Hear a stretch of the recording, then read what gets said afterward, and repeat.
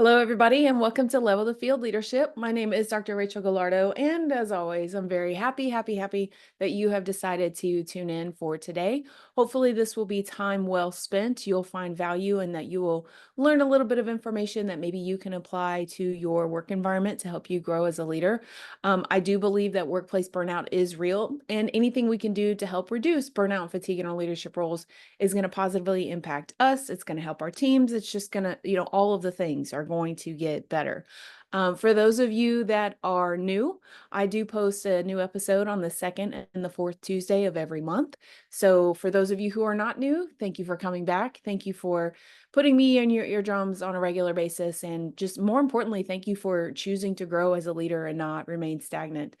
I do appreciate any feedback that you would like to give me. So all of the social media information, I am out there right now. For those of you watching on YouTube, if you like to have a face with a name, well, this is the face. You're in my office. It's not all that exciting, but hopefully the content is something that you will find value in. But if you are listening to this and you're out running errands, you're driving, you're cleaning the house, whatever it is you're doing, at least you're choosing to take some time to pour into yourself while you're multitasking and doing other things. So kudos to you for that. As many of you know, at least if this is not your first episode, you know I like to base things off of scripture and just different things that are kind of on my heart and my own personal life. So today, our Bible verse is Proverbs 29:11, and it says, "Fools give full vent to their rage, but the wise bring calm in the end." So as you can tell by the title of this episode, it's called "You Lost Your Temper." Well, now what? And I think it's really and truly time for an honest talk, mainly because we have all been there, myself included.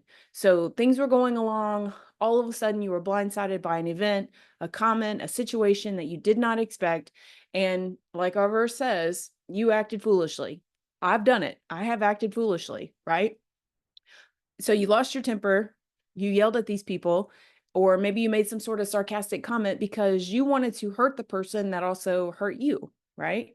And upon reflection of it, you didn't really mean it. You were caught up in the moment, but now it's out there and you've had some time to cool off. And now you need to really try and fix the situation, but you're not really sure how to start. You're not really sure how it's going to be received. Like you just have all of this animosity over trying to make it right. So, how in the world are you going to bring calm and communication back to the situation? How are you going to try to reestablish that relationship with that person?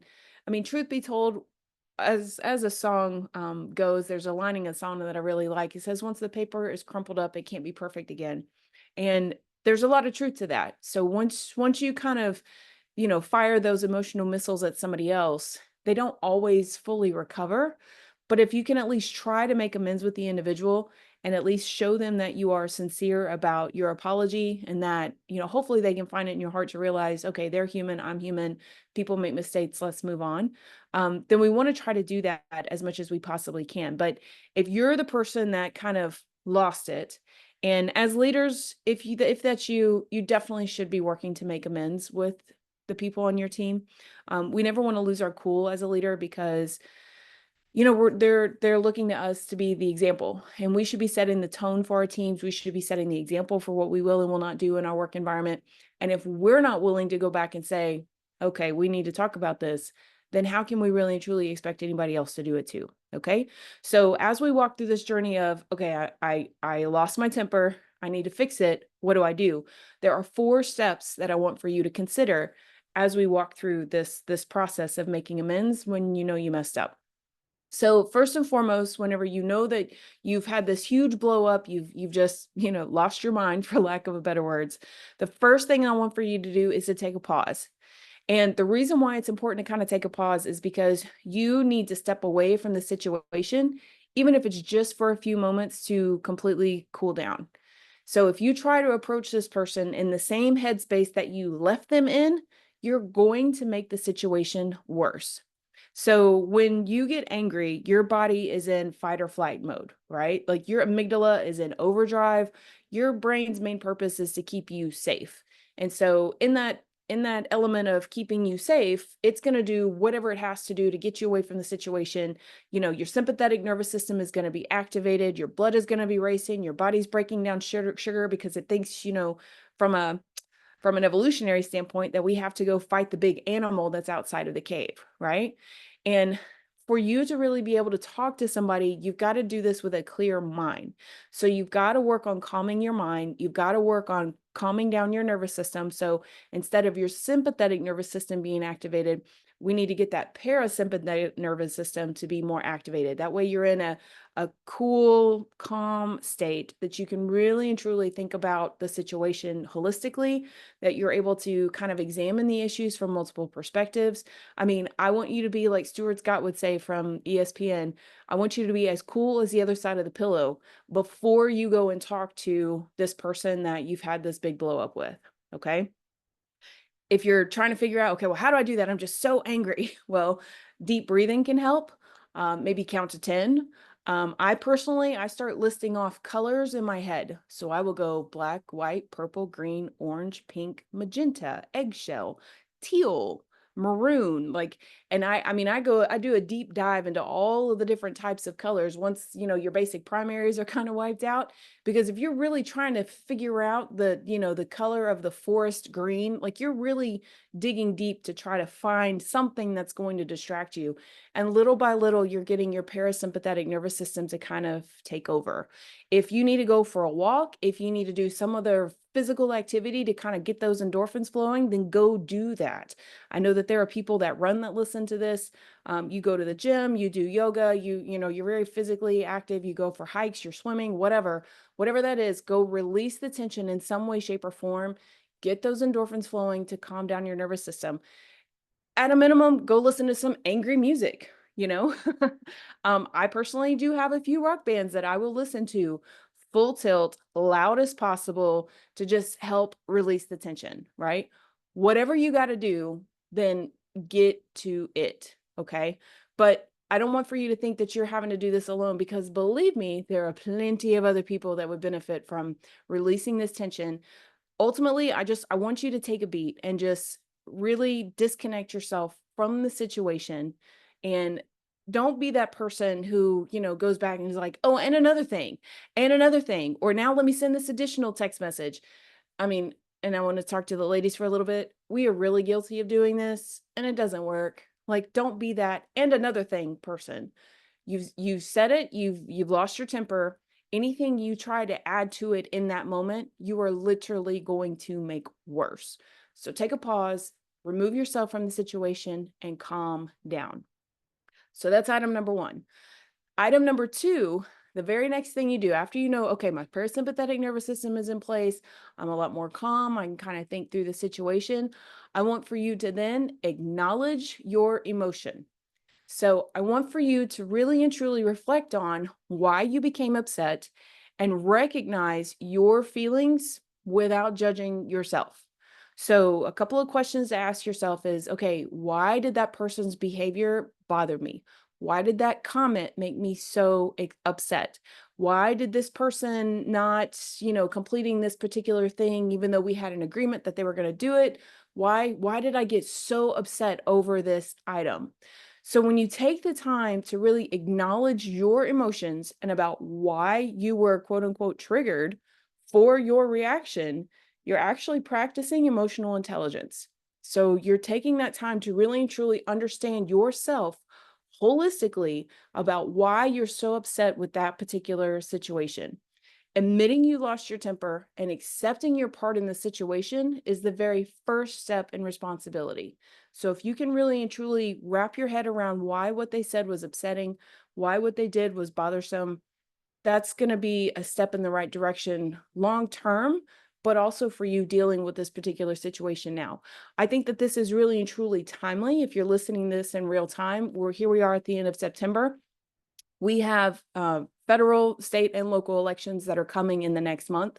And if you're out on social media, you know what I mean, because everybody is on edge. Every little thing is a political thing, and people got comments. And I mean, you could have a quote about how much you like apples, and somebody will be offended by it. But the more important question to ask yourself is, okay, it's not necessarily the comment that somebody made that upset me, but why did that comment upset me? So you can't control other people. You can't change what they think, you can't change what they believe, but you can ask yourself why their thoughts, feelings, opinions, behaviors, comments upset you. Because it's like I tell my students all the time when we talk about emotions, if somebody can control your emotions, they can control you. So you need to figure out what it is that they said, did, comment, whatever, why that bothers you, instead of you just seeing it and being like, okay, you go and do you, right? If there are plenty of things around that can make us upset. There are plenty of things around us that can cause us to lose our temper. There are plenty of things around us that can cause us to have this, immediate emotional activation. But if you can understand what those things are, you're in a better place. So when those fuses are lit, when that comment is made, at least you can understand yourself and you won't be so easily manipulated by the behavior of other people. Okay. So, step number one, we're going to take a pause. We're going to remove ourselves from the situation. Step number two, we're going to acknowledge the emotion that we had with it. And we're really going to try to understand why what they said upset us. Because if you don't do steps one and two, when you try to go back to that person, here we go into step three, you're not going to do it with a clear mind. And even after you have the conversation, you're going to be like, dang, I wish I should have said that. And now I don't want to bring it up because, we've kind of gotten through it and I don't want to keep rehashing it. Taking the time to calm down and acknowledge your own emotions, acknowledge from an emotional intelligence perspective will help make sure that when we get here into step three, which is where you go and you actually talk to the person, you apologize for your part in it, and you take responsibility for the part that you messed up in, you will ensure that you would have said everything that you wanted to say without having clouded judgment. Okay. So, like I said, item number one, take a breath. Item number two, acknowledge your emotions. And then item number three, you want to apologize to the person and take responsibility for just your part of the situation. I'm not asking for you to own their behaviors. I'm not asking for you to carry the baggage of their words. Their behaviors, their words, their actions, that is their responsibility.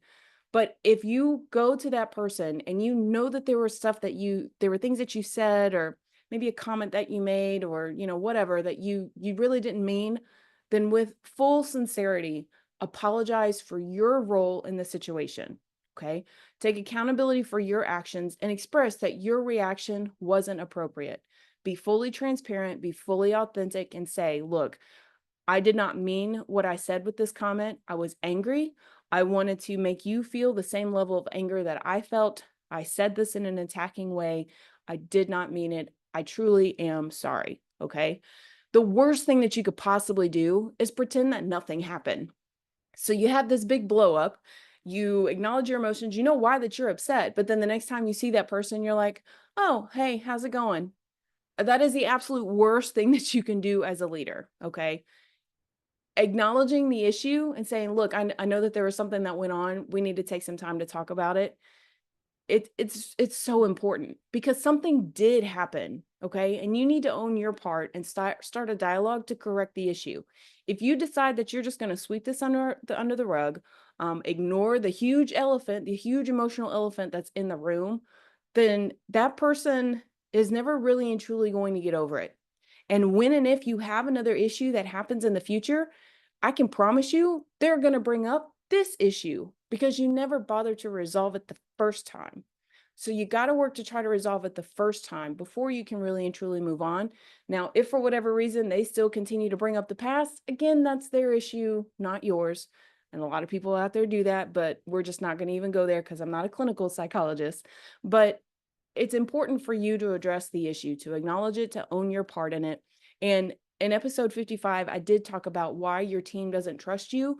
And it could very well be that this is one of those major reasons why your team doesn't trust you. You don't go back and address issues. You don't acknowledge whenever you mess up. And so they're walking around in this psychologically unsafe environment because they don't know how to deal with things with you because you don't ever deal with things yourself, right? So apologize and take responsibility. Some people, they have a hard time admitting their flaws. They think that that actually shows weakness, when in fact it shows strength. For you to go back to somebody and say, look, I want to own this part of the problem. I know that I messed up. That actually shows that you have, number one, emotional intelligence, but it also shows that you have self-assurance, and it shows that you have self-confidence, because self-confident people acknowledge their flaws and know that it's an issue that they need to work on. And if you're pointing out your flaws, nobody else can hold it against you. So take that time to really and truly talk to them, let them know that you own your part of it. Make sure that you're doing it at the right time. I mean, if you can see this person is super stressed out, or they're away at lunch, and it really and truly should be a in-person conversation. Text messaging doesn't work. Just stop it. Emails don't work. Just stop it. Those nonverbal cues are so, so important. So even if you have to talk to this person via Zoom, at a minimum, talk to them over the phone. They may not be able to see your nonverbal hand gestures and shoulder shrugs and facial expressions, but they can hear the tone in your voice. And that's going to make a huge difference in how the message is delivered. Okay. So, item number one, we took a breath. Item number two, we acknowledge our own emotions. Item number three, we go to that person, we apologize, and we take responsibility for what we did. And then item number four is kind of the area that a lot of people, it's like the wild, wild west because you're not really sure what to do. It's kind of like no man's land. But it's important for you and the other person to communicate calmly and find solutions. So once you've calmed down, once you've discussed the issue and why you both got upset, now it's important to focus on problem solving and understanding the other person's perspective, so that way the two of you can move forward in a very constructive way. In episode 72, I talk about concise communication and how we can make sure that our words align with what we really and truly meant to say. So go take a listen to episode 72 if you need some assistance in this area. But both people need to understand, okay, I own my part of it. In the future, I'm going to make sure that I do blah, blah, blah, blah, blah. Or in the future, I'm going to make sure that I don't blah, blah, blah, blah, blah. If we don't have these elements really and truly in place, the chances of you having to have this conversation again and again and again go up. But quite frankly, if you have to do it over and over and over again, that is still better than pretending like nothing ever occurred. You're not doing yourself any favors, you're not doing your team any favors, and you're actually creating more issues than not. All right. As a final reminder, I think it's important that we talk a little bit about self-care and, quite frankly, not letting ourselves get to this point of an emotional outburst to begin with.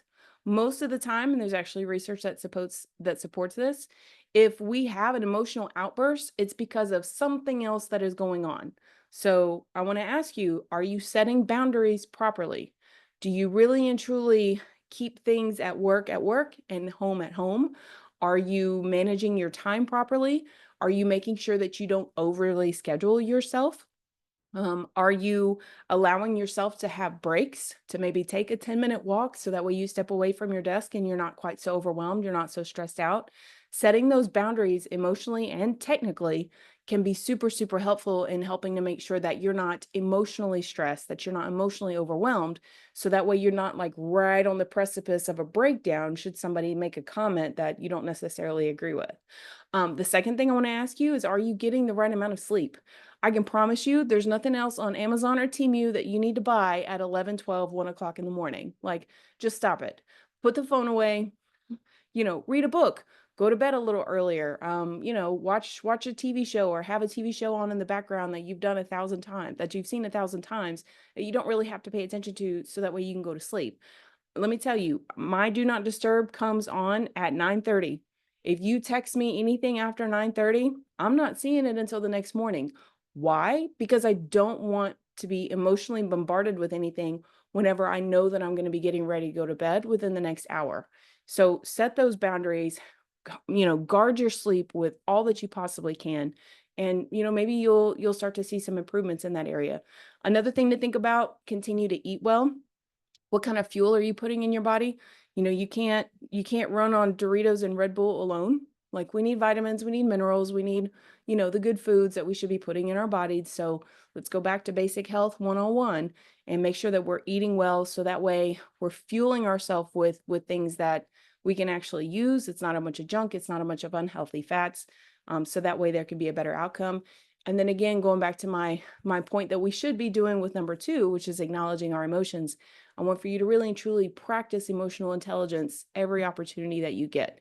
So doing some journaling, maybe going for a walk, having those quiet times, doing some yoga, whatever that looks like for you. where you can have an opportunity for introspection and just really thinking about situations. That will help make sure that you're at more of a baseline emotionally.